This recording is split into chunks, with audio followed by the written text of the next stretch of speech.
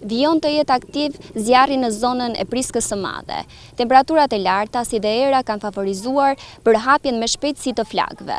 Zjarri i cili vijon prej ditësh ka shkaktuar dëme të mëdha, si përfaqe të tëra me tokë bujësore janë përfshirë nga flakët. Terreni i thepisur ka vështirësuar ndërhyrjen nga toka, ndërsa në operacione janë angazhuar edhe mjete ajrore. Helikopterët kanë ndërhyrë për të ndihmuar në izolimin e vatrave dhe vendosjen e situatës nën kontroll, por pa sukses. Banorët e zonës bëjnë me dije për MCN se dëmet janë të mëdha, përveç sipërfaqeve me ullinë të mbjellë vitet e fundit dhe pemëve të tjera. Flakët kanë prekur edhe banesa edhe bagëti të bashkëfshatarëve të tyre, të cilët janë pranë vatrave të zjarrit. Ata theksojnë se ndihen të rrezikuar pasi prej më shumë se një jave, zjarri po përhapet me shpejtësi edhe pranë banesave të tyre. Atë isha më të mjetin, to pastruan sore, kështu që mos i futet flaka. Kurse vllajt tim ju kanë ndjek 400 rrojull, ju ka dik në shtëpi.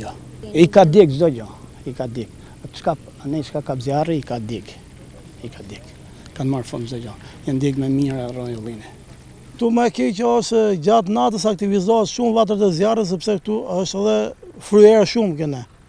Edhe sidomos dje është bë hataja sepse kaloi nga ky krah këtu, u fut në për gurë, lundër, edhe ane poshtë është bë edhe dëm se ndjek edhe ca shtëpia që kena pas atë poshtë katonarët tonë.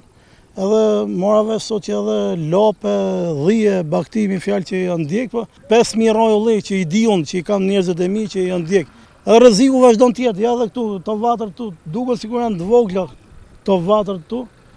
Po fryjnë një herë siç është nis të shti, do rrezikojmë shtëpia të lart. Zjarri fillon prej 4-5 ditësh, e ke pas me këtë zonë këtu afër, e ka majt, dje ka qenë që kaloi në zonën e Gurës, Pothush, të Lundrës, po që nuk ka pas dëmrë.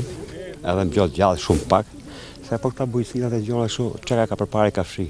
Zonat e prekura nga zjarri shtrihen tashmë në disa fshatra të Tiranës. Kujtojmë se edhe zona pranë tunelit mbi Qafmoll është prekur nga vala e zjarreve.